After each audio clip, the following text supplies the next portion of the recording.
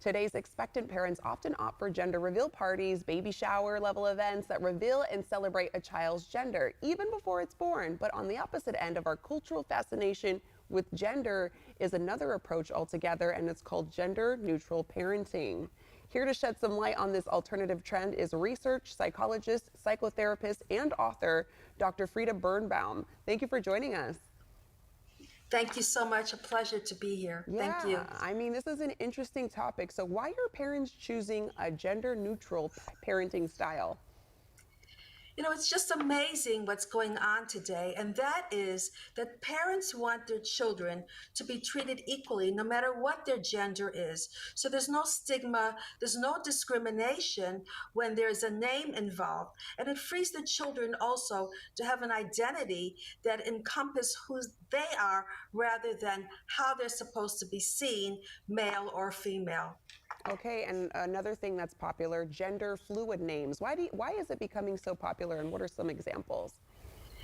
Well, we're talking about James, we're talking about River, we're talking about any kind of name that doesn't signify that you're female or male. Jordan, Addison, and this way parents feel the children have a chance to succeed without having to feel that they have to fill a certain gap or to define themselves a certain way. So again, that's to free the children.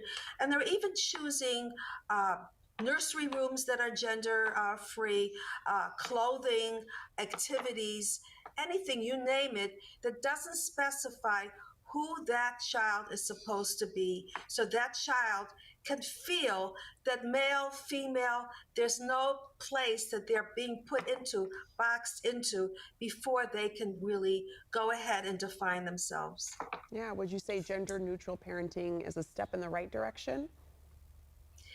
It is a step, but we have to be careful because as children get older and become adults, well, they have to be identified correctly. And sometimes these names don't identify them any longer. And it's just a trend. This may be lasting a year or two.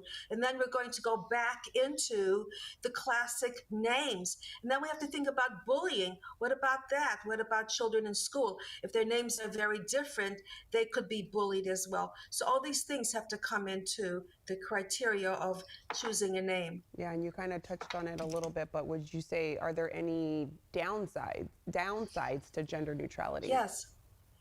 Yes, and when we move forward, when we're talking about gender neutrality, it's also important to know that the biggest concerns parents have today, and that is, are teachers teaching children to make choices about their gender?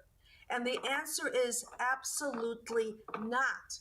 What's really going on is that by the time, this is Kohlberg's developmental theory, is that when a child is 18 to 24 months, he or she can identify other people's gender. By the time they're 4, they already know what their gender is. So that's very important as we talk about figuring out this gender neutrality, because there's so many genders involved.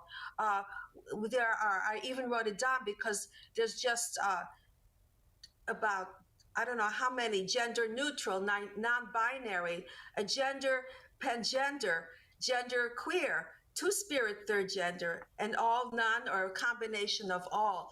So we're not talking about just one set.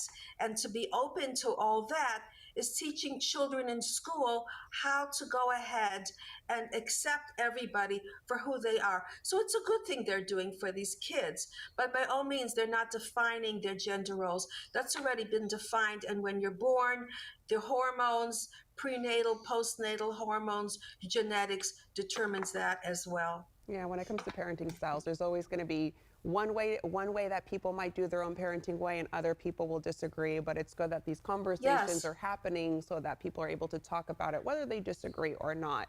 Any other final tips to add about gender neutral parenting? This is all very new.